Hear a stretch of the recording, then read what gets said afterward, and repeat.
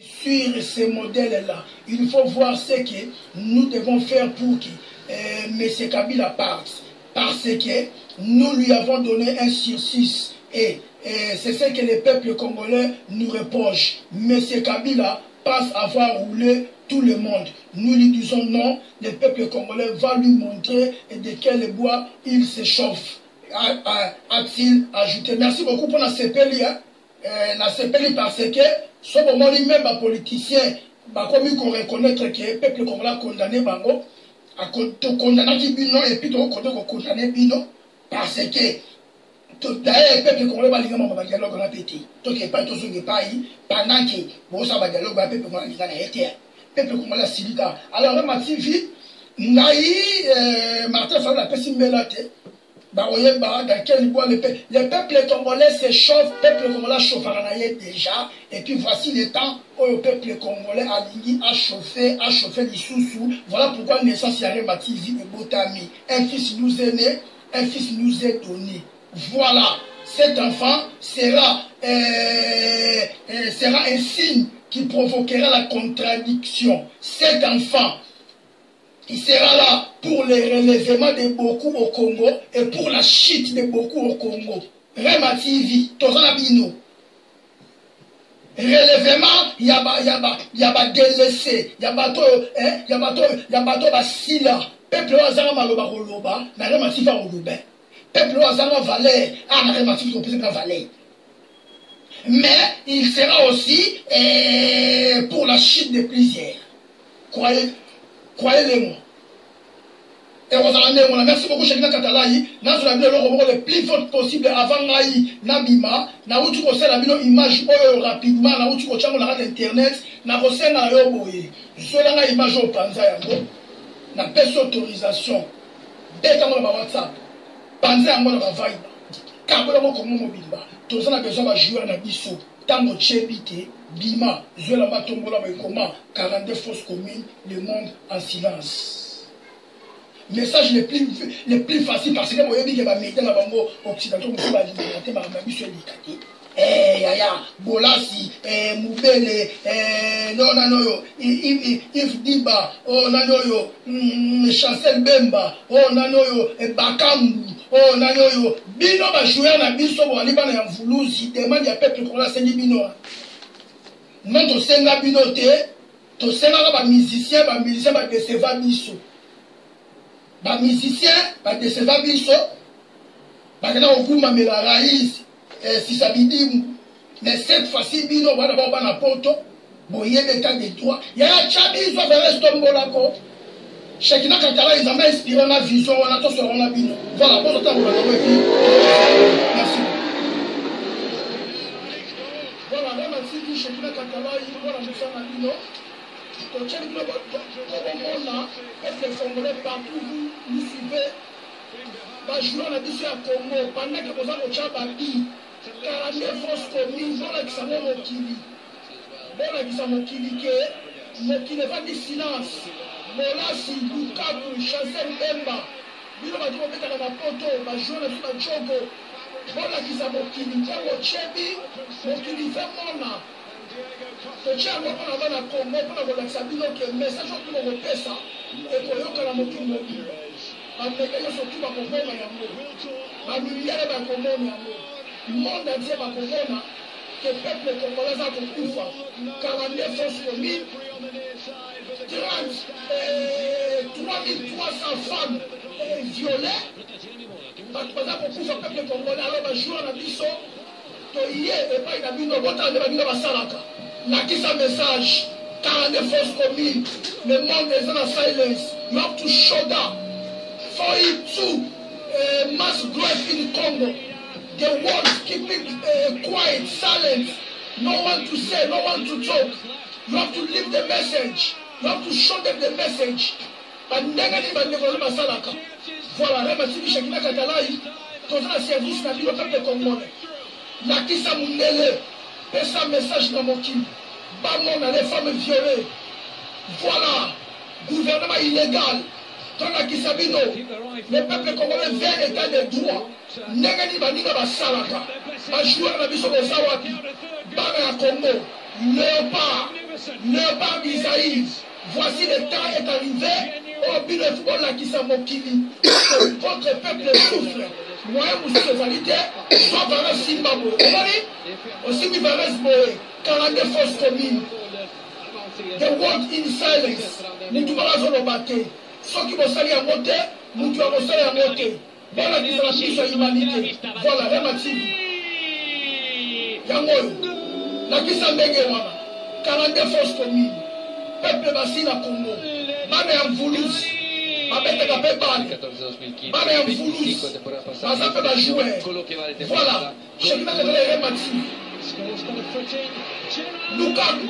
Nakisa yango tala bandinga na bino bango oyo akuwa ya chebi apesi message okwei ochebi otoboli valeurs okwei ochebi olakisi génocide okwei ochebi olakisi bameurtre oche okwebi olakisi 8000 femmes violées na est ya Congo okwei ochebi olakisi bamassacre ya kambo na sapo okwei ochebi olabuki olakisi mokili.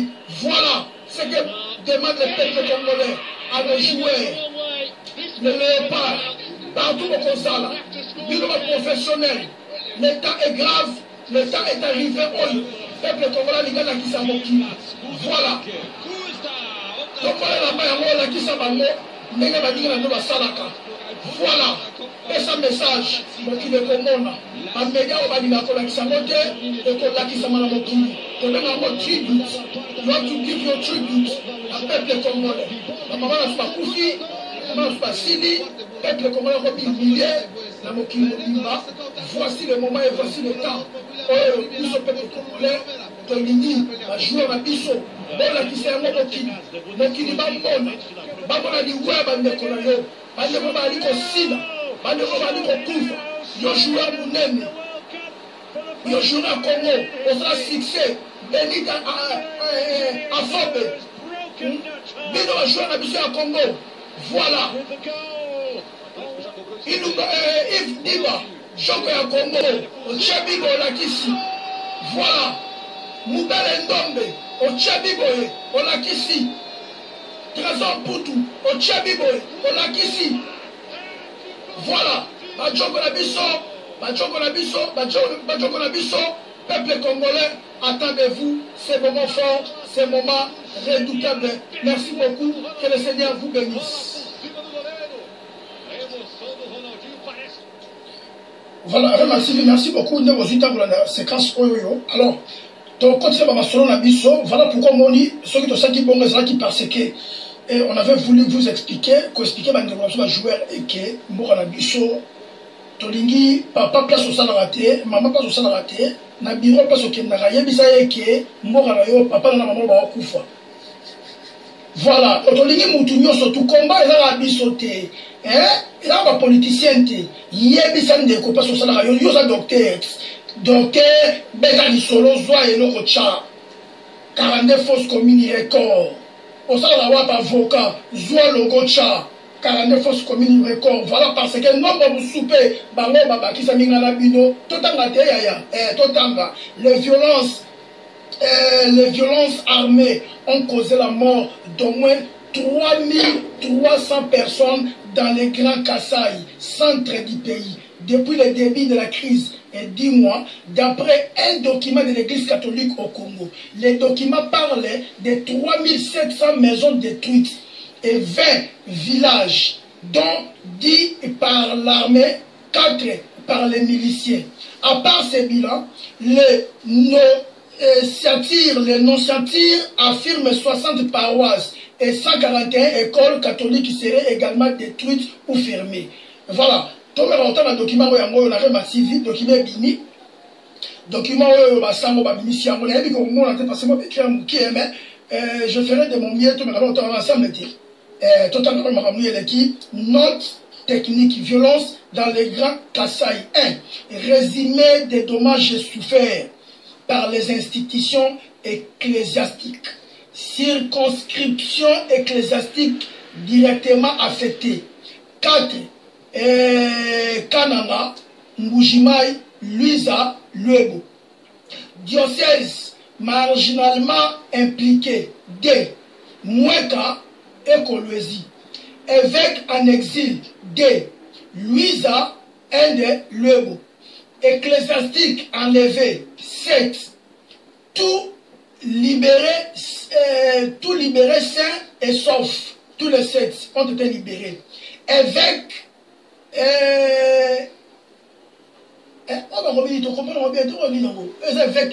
évêché détruit.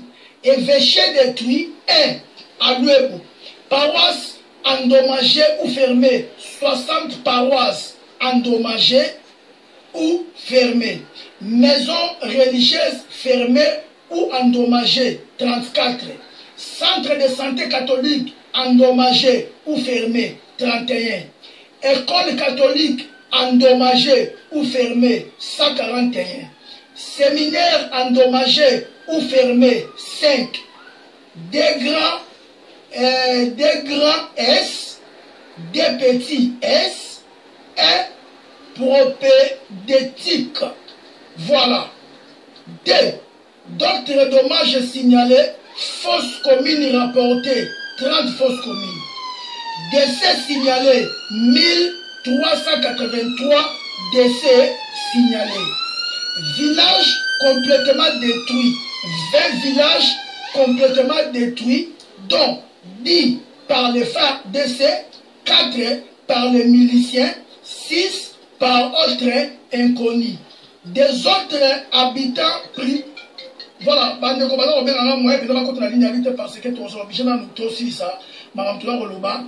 des autres habitations privées détruites, 1000 et 3698. Notez bien. Voilà. Notez bien, les données proviennent des rapports des sources ecclésiastiques sûres à partir du 13 octobre 2016, date de la première attaque d'une paroisse, mais ne sont pas exhaustives. Fait à Kinshasa le 19 juin 2017, voilà, caché à moi Babeti, nos satires, bon, catholique, yango wana Kinshasa. Voilà. Bande kolanga rapport yango wana bimi, rapport yango wana bimi, na cible bomoni. Bomoni ya mawa. Eza mawa, ya mawa, to ke pa to zonga pe pa ya lo mawa.